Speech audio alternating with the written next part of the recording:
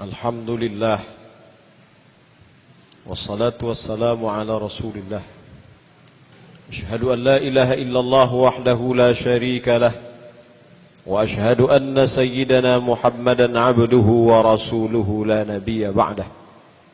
Allahumma salli ala sayyidina Muhammadin an-nabiyil ummi wa ala alihi wa sahbihi wa barik wa sallim. Qala Allah Ta'ala fil Qur'anil azim وهو أصدق القائلين. أعوذ بالله من الشيطان الرجيم. بسم الله الرحمن الرحيم. يا أيها الذين آمنوا اتقوا الله حق تقاته ولا تموتن إلا وأنتم مسلمون. وقال تعالى في آية أخرى: يا أيها الذين آمنوا اتقوا الله وقولوا قولا سديدا يصلح لكم أعمالكم ويغفر لكم ذنوبكم ومن يطع الله ورسوله فقد فاز فوزا عظيما. عباد الله، أوصيكم ونفسي بتقوى الله وطاعته فقد فاز المتقون. Hadirin jamaah Jumat yang dimuliakan Allah Subhanahu wa taala.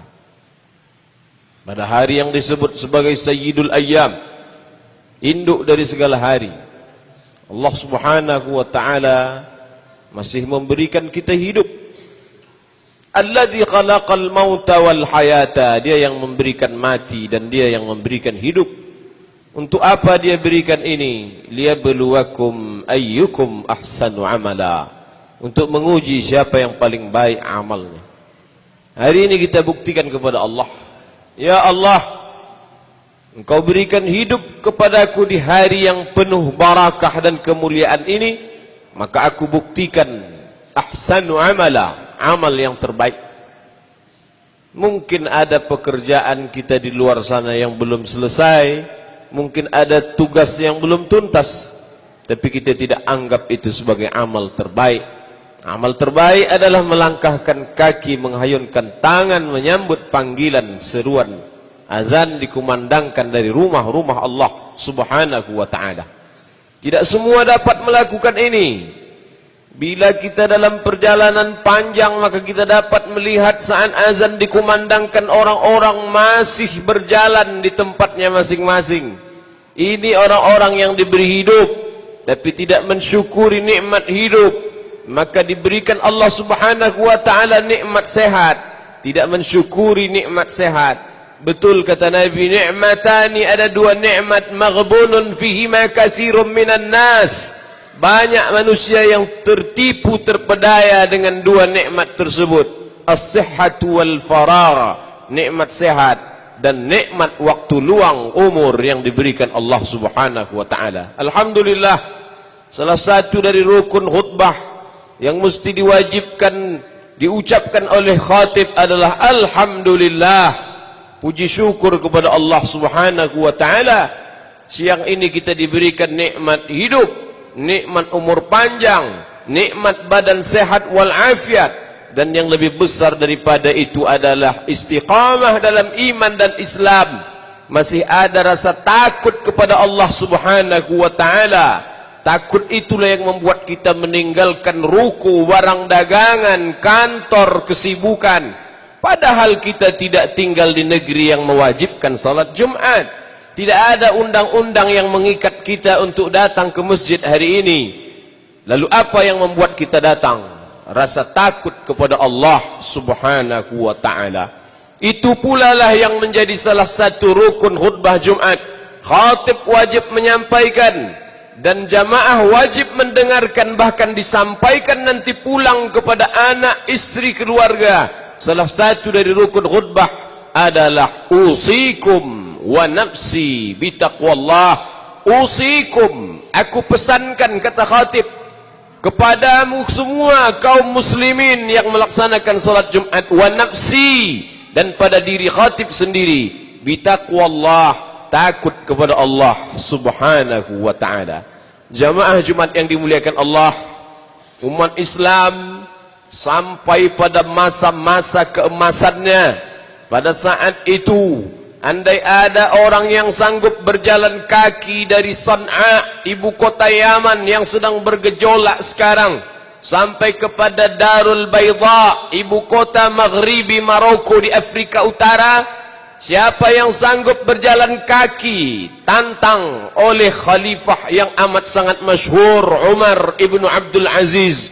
Siapa yang sanggup berjalan kaki dari San'a, Yaman, ke Darul Bayda, Afrika Utara, untuk mencari orang-orang fakir miskin yang susah, maka dia tidak akan menemukan. Begitulah hebatnya masa-masa keemasan Islam. Pada masa-masa sebelum itu, seorang yang memegang kunci Baitul Maqdis, dia langsung menyerahkan kepada Umar ibn Khattab. Umar bin Khattab pun datang menerima kunci itu. Mengapa mereka begitu takut? Karena Islam memiliki kekuatan. Pada masa-masa keemasan Islam, ketika seorang perempuan ada yang menjadi korban pelecehan seksual, lalu dia hanya mengatakan, wa Umarah, wahai Umar, tolonglah aku. Maka pada saat itu Umar bin Khattab tidak membawakan pedang, dia tidak menghunuskan pedang meneriakkan perang. Dia hanya membuat satu barisan yang amat sangat panjang, sehingga bergetarlah hati musuh. Dan memang Allah mengatakan, wa a'iddu lakum mastata'tum min quwwah, persiapkanlah kekuatan. Dengan kekuatan itu turhibuna bihi aduwallahi wa aduwakum, dengan kekuatan itu maka musuh Allah, musuh kamu semuanya menjadi gentar. Ketika kalimat Allah dikatakan Allahu Akbar, maka musuh-musuh Allah menjadi takut. Tapi bukan berarti Islam itu agama radikal, agama yang menghalalkan darah orang. Islam adalah sesuai dengan namanya Islam, berasal dari kata salam, penuh dengan kedamaian. Tapi umat Islam mesti memiliki kekuatan, karena kalau tidak dia akan diinjak-injak, dia tidak lagi dihormati. Lalu di manakah kita saat ini? Apakah kita berada pada masa keemasan Islam, atau justru kita hari ini hidup pada masa Islam amat sangat lemah? Betapa senangnya hati kita ketika membaca koran bahwa jamaah haji kita jamaah haji terbanyak di dunia. Betapa bangganya ketika melihat berita televisi tabligh akbar, masjid-masjid besar sampai ke pelataran parkirnya penuh dengan tetesan air mata munajat bermohon kepada Allah, ya Allah. Betapa senangnya hati kita hari ini. Besok pagi kita pergi ke airport, berbagai macam model baju batik jamaah umrah berangkat ke tanah suci Makkah. Hampir 1000 orang satu hari orang Indonesia berangkat. Apakah kita sedang berada di masa keemasan Islam? Satu sisi mungkin ya, tapi lihat sisi yang lain. Di tengah umat Islam yang banyak ini, orang begitu mudah mengatakan, apa salahnya minum khamar? Memangnya ada orang minum khamar mati gara-gara khamar? Di negeri Muslim yang terbesar itu orang begitu mudah mengatakan kata-kata yang menyengat telinga hati orang beriman. Di mana kekuatan umat Islam? Mengapa orang berani melecehkan Islam? Karena kita tidak punya kekuatan. Kita memang banyak. Ini yang diprediksikan Nabi SAW. Sampai masanya nanti kalian akan diperebutkan seperti makanan di atas meja makan. Satu akan menarik kakinya, satu akan mencabut kepalanya, satu akan merobek-robek dagingnya. Lalu sahabat bertanya, aqillatun nahnu yawma idzin ya Rasulullah, apakah jumlah kami sedikit waktu itu wahai Rasulullah? Rasul menjawab, bal antum kasirun, jumlah kamu banyak. Lalu kenapa? Apa yang menyebabkan kami disepelekan orang, sehingga kami dianggap hina, sehingga agama kami diinjak-injak orang? Mengapa mereka tidak hormat kepada kami wahai Rasulullah? Asabakumul wahnu, kamu terkena penyakit wahan. Wa mal wahnu ya Rasulullah, apakah wahan itu wahai Rasulullah? Rasul menjawab, hubbud dunya wa karahiyatul maut. Kamu terlalu cinta pada dunia dan kamu takut mati, dan musuh kamu tahu itu, maka dia tidak menghormati dan tidak memuliakan kamu. Salahkah musuh kita? Terlalu banyak yang menyalahkan musuh, terlalu banyak yang mencaci maki kegelapan, tapi tak banyak yang menyalahkan lilin di tengah gelap. Salahkah musuh? Ya, tapi diri kita juga salah. Mengapa lemah? Mengapa bodoh? Mengapa jahil? Mengapa terpecah belah? Maka satu-satunya jalan tak lain tak bukan adalah wa'tasimu bihablillah, berpegang teguhlah tali Allah, wala tafarraqu, jangan berpecah belah pada masalah-masalah khilafiyah, masalah-masalah perbedaan mazhab. Na'mal fima ittafaqna wa na'tadzir fima ikhtalafna. Mari kita berlapang dada menerima perbedaan, dan mari kita beramal pada perkara-perkara yang kita sepakati. Tidak akan ada yang lebih bahagia melihat perpecahan kita selain daripada orang-orang kafir yang memang itulah yang mereka inginkan. Lan tarda, lan, Allah tidak menggunakan kata la tidak, tapi dipakai kata lan, tidak akan. Walan tarda, mereka tidak akan ridha, mereka tidak akan senang, mereka tidak akan merasa puas hati. Angkal Yahudu walan Nasara, Yahudi dan Nasrani. Sampai kapan? Hatta tattabi'a millatahum, sampai kamu ikut agama mereka. Ikut agama bukan berarti kita berubah menjadi Kristen, menjadi Nasrani, menjadi Yahudi. Kita tetap Muslim, tapi kita tidak lagi memiliki izzah, kekuatan, harga diri sebagai seorang Muslim. Hanya sebagai Muslim ritual, hanya sebagai Muslim biologis. Bapak saya Muslim, ibu saya Muslimah, dinikahkan dengan cara Muslim, dikuburkan di pemakaman kaum Muslim. Masalah ada komitmen dengan ajaran Islam, itu tidak penting. Karena penyakit itulah maka musuh-musuh Allah tidak ada rasa gentar sedikit pun. Padahal negeri ini dulu diperjuangkan dengan nama Allah. Bung Tomo di Surabaya meneriakkan kalimat Allahu Akbar.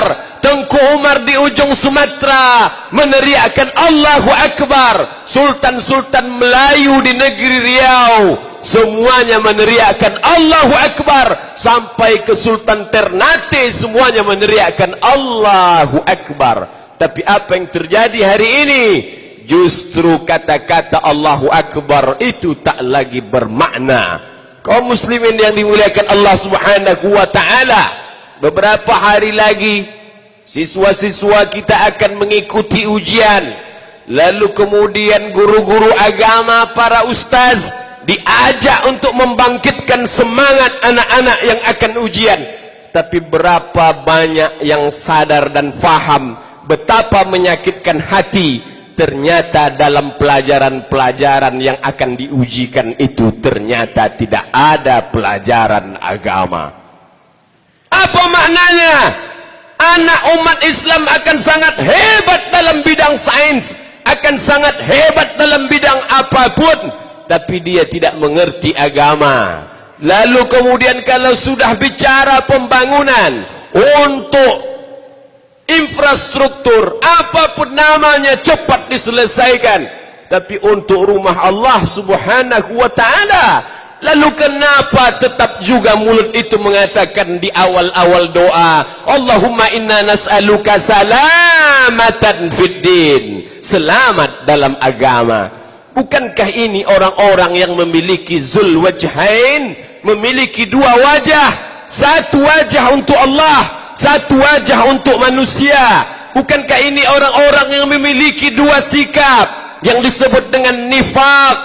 Nifaq diambil dari kata nafaq, terowongan. Terowongan memiliki dua sisi, ada lubang masuk dan ada lubang keluar. Mulutnya memiliki dua lubang, tidak dapat dipegang cakapnya. Oleh sebab itu Allah Ta'ala memberikan ancaman bagi orang-orang yang memiliki dua sikap dan dua kata. Innal munafiqin, orang-orang yang munafik, fid darkil asfali minan nar, tempatnya adalah di dalam keraknya api neraka. Paling tidak sampai saat ini khutbah Jumat belum lagi dilarang. Paling tidak Sampai hari ini suara azan masih berkumandang. Tapi jangan lupa, kita pernah membaca sejarah bagaimana Mustafa Kemal Atatürk melarang mikrofon mengumandangkan suara azan di masjid-masjid Turki. Padahal 500 tahun, 5 abad lamanya umat Islam sempat berkuasa. Banggakah kita dengan masjid yang besar, megah, mewah ini? Hari ini kita dapat salat Jumat di masjid tertua. Hebat. Peninggalan nenek moyang orang Melayu. Bangsa yang dihormati karena suku dan agamanya. Tapi pernahkah kita baca sejarah bahwa Masjid Al-Hamra, Hamra diambil dari kata ahmar, merah, karena dia terbuat dari batu granit yang merah, megah. Tapi di tempat mihrab imamnya itu sekarang terpajang palang salib yang paling besar di negeri Spanyol. Pernahkah itu terlintas di pikiran kita? Kita selalu mengatakan al-Islamu ya'lu wa la yu'la alaih. Islam maha tinggi, tidak ada yang akan lebih tinggi dari Islam. Benar. Tapi peristiwa-peristiwa menyakitkan itu pernah terjadi di negeri-negeri yang pernah mencapai masa keemasan Islam. Islam tidak akan pernah jatuh. Tapi adakah jaminan bahwa keluarga kita akan terus Islam? Adakah jaminan bahwa kota kita akan terus diisi kaum muslimin? Adakah jaminan masjid yang megah ini akan tetap tegak berdiri sebagai masjid? Na'udzubillah, khutbah ini kembali mengingatkan kita, marilah kita wariskan Islam kepada diri, kepada keluarga, kepada anak cucu cicit menantu, supaya jangan sampai apa yang terjadi di Spanyol, yang terjadi di Turki juga menimpa umat kita. Kaum muslimin yang dimuliakan Allah Subhanahu wa taala, tidak semua kerajaan-kerajaan Melayu seberuntung negeri yang kita diami. Apa yang terjadi dengan Patani di Thailand Selatan? Mereka tidak dijajah Inggris, tidak pula dijajah oleh Belanda. Betapa menyakitkannya, mereka justru dijajah oleh orang-orang Siam. Sampai hari ini masih terjajah. Berkata setiap hari, asyhadu an la ilaha illallah wa asyhadu anna Muhammadan Rasulullah. Seorang suami akan pergi ke sawah, dia berdoa, bismillahi tawakkaltu ala Allah, la haula wala quwata illa billah. Tapi dalam hatinya dia khawatir anak gadisnya akan diperkosa oleh tentara Thailand, istrinya akan dilarikan oleh orang-orang yang jahat. Kita masih beruntung sampai saat ini, tapi tidak cukup berpuas sampai pada titik itu. Karena jika tidak kita bangkit, bukan berarti makna bangkit menjadi umat yang radikal, menjadi umat yang keras. Kita akan dihormati kalau kita punya kekuatan, kekuatan ilmu, kekuatan iman, kekuatan harta, kekuatan ilmu pengetahuan. Umat lain akan meremehkan kita karena kita lemah, lemah iman, lemah ilmu, lemah ekonomi. Maka bagi yang kaya, teruslah berusaha. Imam kita selalu membacakan ayat idza qudiyatis shalah, kalau salat sudah dilaksanakan, fantashiru fil ard, bertebaranlah di atas muka bumi, wabtaghu min fadlillah, carilah karunia Allah. Silakan mau jadi orang kaya, kaya sekaya-kayanya, karena dengan kekayaan itu orang akan gentar melihat kita. Dengan kemiskinan kita, orang akan meremehkan kita. Tapi kalau sudah kaya, jangan lupa bantu masjid, bantu fakir, bantu miskin, keluarkan zakat. Bagi yang berilmu silakan, tuntutlah ilmu sampai kemanapun. Walaupun hadis ini dhaif, tapi boleh dipakai untuk fadail amal. Utlubil ilma walau bisin, tuntutlah ilmu walau ke negeri Cina. Salahkah itu? Tidak. Ke negeri kafir. Al-haqqu dhallatul mu'min, kebenaran itu adalah milik orang beriman, tapi dia hilang. Aina wajadaha fahuwa ahaqqu biha, di mana dia dapatkan, maka dia yang berhak untuk mengambilnya. Jika rantai cincin gelang kita hilang, lalu dia berada di tangan orang kafir, apakah kita akan mengatakan itu bukan punya kita? Itu milik kita. Itu milik kita yang hilang di tangan orang lain, dan kita harus ambil, rebut kembali. Maka al-mu'minul qawi, orang mukmin yang kuat, khairun, dia lebih baik, wa ahabbu ilallah, dan dia lebih dicintai Allah minal mu'minid dhaif, daripada mukmin yang lemah. Siapa yang imannya bisa dibeli dengan sebungkus mie instan?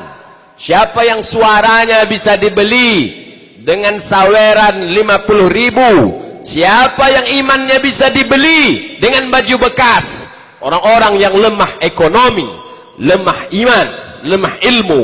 Oleh sebab itu dalam Islam kita menjadi kuat, kebanggaan, menjadi hebat, kemuliaan. Nabi Muhammad sallallahu alaihi wasallam masuk ke kota Makkah Al-Mukarramah dengan membawa 10.000 pasukan. Tidak ada satu kepala pun yang putus, tidak ada satu tombak pun yang melayang, tidak ada satu anak panah pun yang mencabik-cabik, melukai siapapun. Nabi datang dengan damai. Lalu untuk apa dia bawa 10.000 pasukan?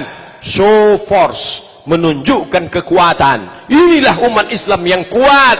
Ketika sampai di Makkah, lalu dia bersihkan semua kemusyrikan. Dan pada saat itu dia tidak datang dengan kekerasan, tapi dia datang dengan maaf. Pada saat itulah turun ayat Iza jaa nasrullahi wal fath.